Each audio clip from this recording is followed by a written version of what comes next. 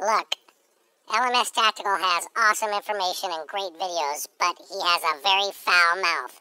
There's terrible language in this video, so don't be stupid and watch it if you're going to be offended. Go watch Honey Boo Boo or some other stupid video. You've been warned. Well, greetings YouTube, LMS Tactical here. A lot of people have asked me throughout the time, hey man, show us some of your weapons. And I'm not going to go through the inventory, but here's what happened. Basically, a buddy and I, hey, what's going on, Ed? We were going to go shooting today, and through a series of screw-ups, all his fault, none of it was mine, we ended up postponing it till next Thursday. So I was all decked out, nowhere to go, had all my ammo and shit loaded up.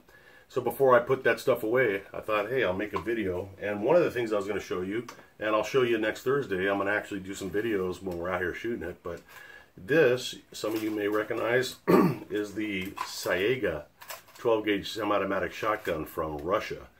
And it's actually pretty cool. Now, I bought this about 6 years ago, and I only fired it, I think, one time, and I pretty much said, fuck this. It was giving me a lot of problems. Some of you that have fired these realize that the problem when you just, of course, you can't import them from Russia anymore. This one's actually from Russia. They've got a new company out here. I think it's called Kalashnikov USA that makes the same type of weapon. It's a shotgun on an AK, basic AK platform, same style as an AK-47. But the problem was these things shoot great when you're shooting high brass. I should have an example, but for those that don't know, the shotgun shells have brass on the base of the shell, and high brass is just that, it's high, and low brass is low. So the higher the brass, more brass, more expensive the round, blah blah blah. But these things would not eject, or had a real problem ejecting low brass right out of the box.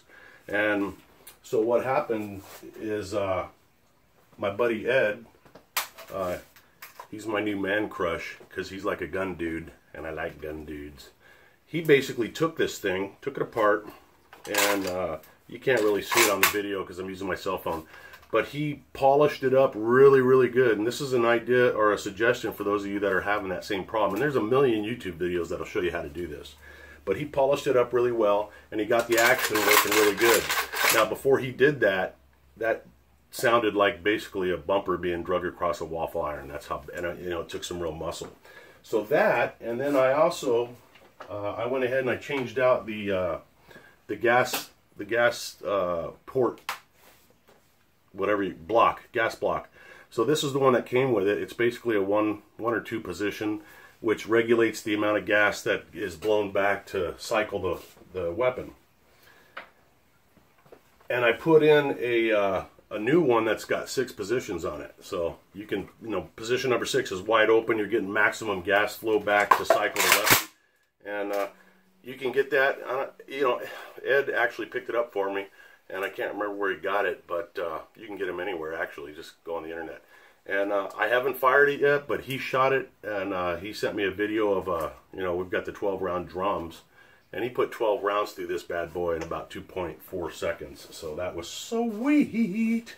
And then the other thing I was going to show you, since I got it out, is the Mac 90. I'm going to heat this bad boy up next week too. So this is basically, for those of you that don't know what a Mac 90 is, it's pretty much I believe it's Chinese. Yeah, it's a Chinese version of an AK-47, but it's the civilian model. This one came from California. So you know how fucked up California is, that's where I'm from. And they have all these different laws and rules, and you can't do anything that looks scary. So it had that what I consider the ugly thumb hole through the wood hardware here, the wood stock. I got rid of that. I like the wood up front. I'll keep that, and I replaced it with this folder, which makes it really look cool, and it's easier to transport. And yeah, that's what I did. So we're gonna have some fun with that on Thursday. I'm just making a video because I miss you guys. And then since I have it out, this is this was my first AR build, and I actually built this from every single spring and every screw, every pin I got from a different place. I got this is a Troy Jesus Christ, I'm drawing a blank here. Troy makes this thingamajig with all the holes. It's the, you know, the ported light forearm grip barrel cooling whatever. And I got that at a gun show about 2 years ago. And then I got the upper somewhere, I got the lower somewhere else. And it was my first time. And I actually have a video somewhere in my stack of videos on YouTube of me making this thing. And it's a long video, but it's fun to watch because you know how my style is. I had never done it before, and I don't like to pretend like I know what I'm doing.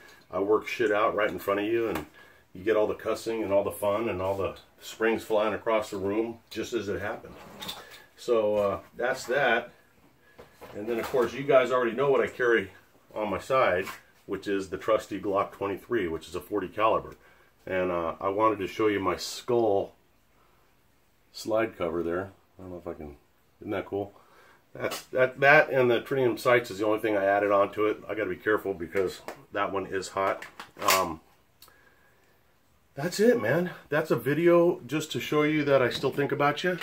And I know the last video is about opioids and probably bored the shit out of you. But I hope you guys are doing good. And yeah, wait till next Thursday. I'm going to be doing some shooting. And then probably by Friday I'll have a bunch of cool videos up. Unless, you know, there's a hurricane or something. It's starting to rain right now, so who knows what the weather's going to be like. But keep your fingers crossed. In the meantime, stay safe. LMS Tactical, I'm out.